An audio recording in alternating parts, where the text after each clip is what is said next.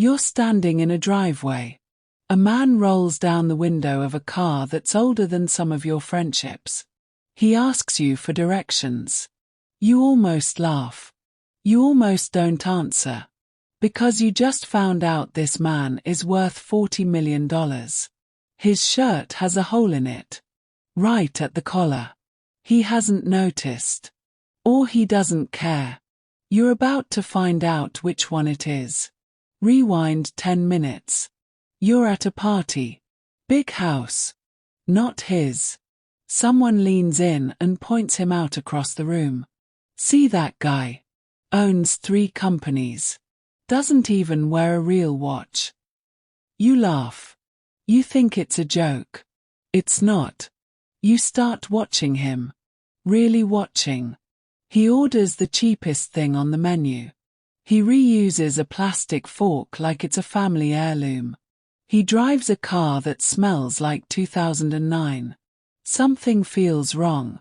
Off. Backwards. Rich people are supposed to look rich. That's the deal. That's the movie you've watched 100 times. So why is this one hiding? You're about to learn something that will change the way you see every wealthy person you ever meet again. You corner him by the drinks table.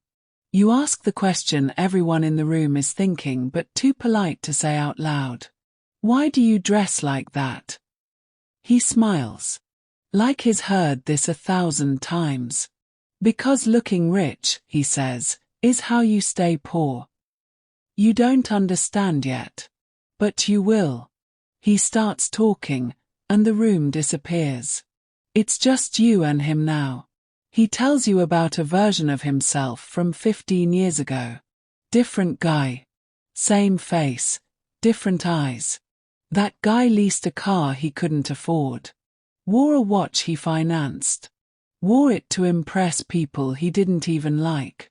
That guy was drowning. Smiling in every photo. Drowning in every bank statement. You feel your stomach tighten. Because that guy sounds familiar. Maybe too familiar. He tells you the first rule he learned. The one that broke something open in his brain. Nobody who is actually rich needs you to know it. Sit with that for a second. The moment someone needs you to see their money, that's the moment you should start asking questions. You think that's the whole lesson. It's not even close. He orders another water. Free refill. He grins like it's a private joke only he's in on. Level 2 begins, and this is where the rules start changing. You ask him about the car. The old Honda. The one that smells like it survived a war. He tells you it's paid off. Fully. 10 years ago. He tells you something that stops you cold. I could buy the dealership. I just don't want to owe anyone anything. Not even a payment. You start doing the math in your head. The math nobody taught you in school. A $900 car payment isn't a flex. It's a leash. Every single month, for years, it pulls you back to a desk you hate. He watches your face change. He's seen this moment happen in 100 other people. You think the guy in the nice car made it, he says. But sometimes the guy in the nice car is one missed paycheck from losing it. That sentence lodges itself somewhere in your chest and doesn't leave. You want to keep asking questions. You need to. Because if the car isn't the signal, if the watch isn't the signal, then everything you thought you knew about money was a costume. A performance.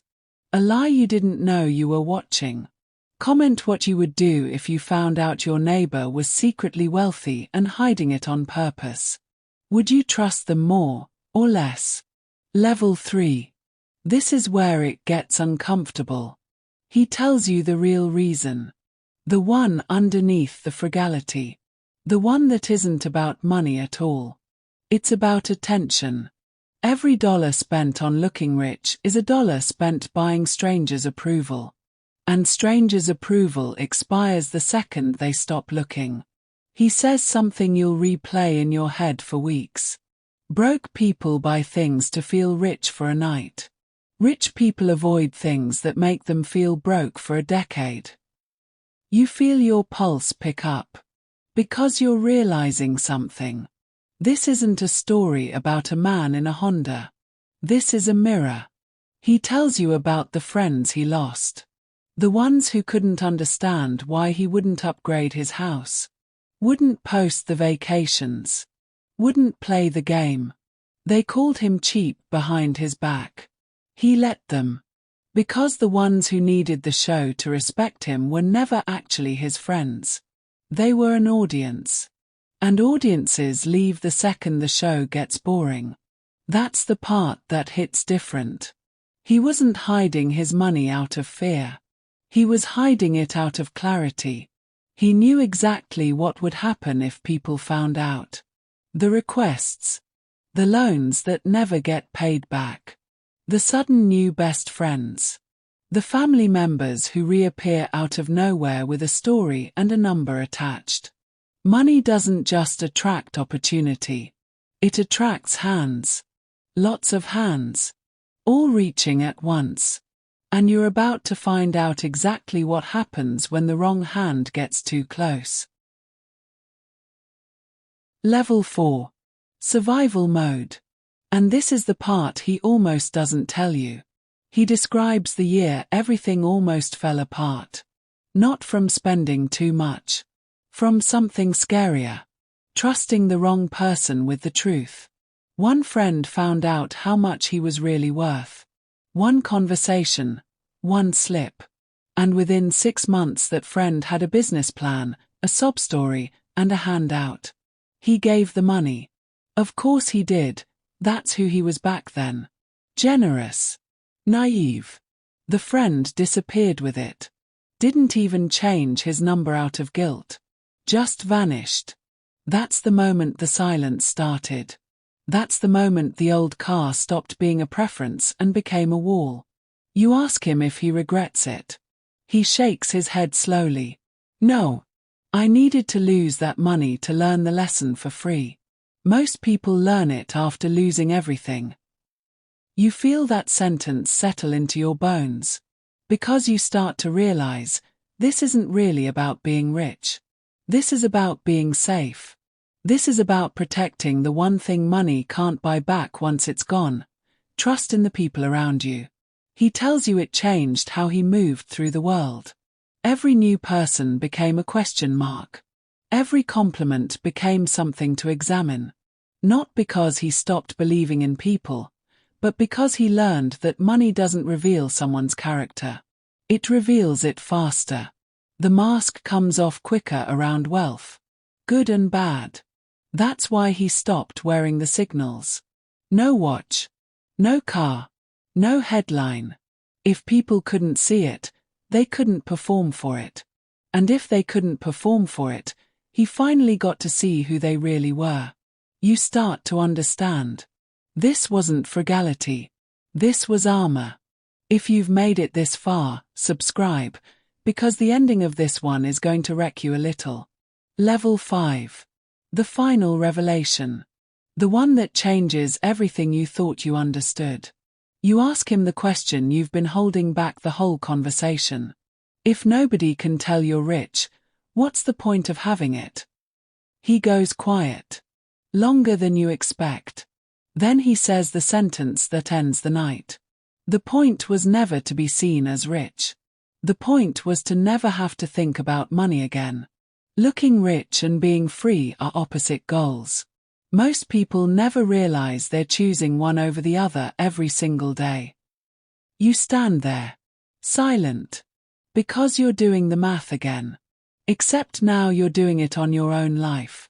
Every subscription you forgot about. Every upgrade you didn't need. Every purchase that whispered "look at me" instead of screaming freedom. Every time you swiped a card to convince a stranger of something that wasn't even true. He finishes his water. Free refill. Still grinning at his private joke. He walks toward the old Honda. Hole in his shirt. $40 million. Nobody in that parking lot has any idea.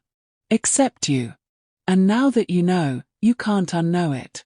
You get in your own car. You look at the payment sticker still glued to your dashboard, the one you used to feel proud of.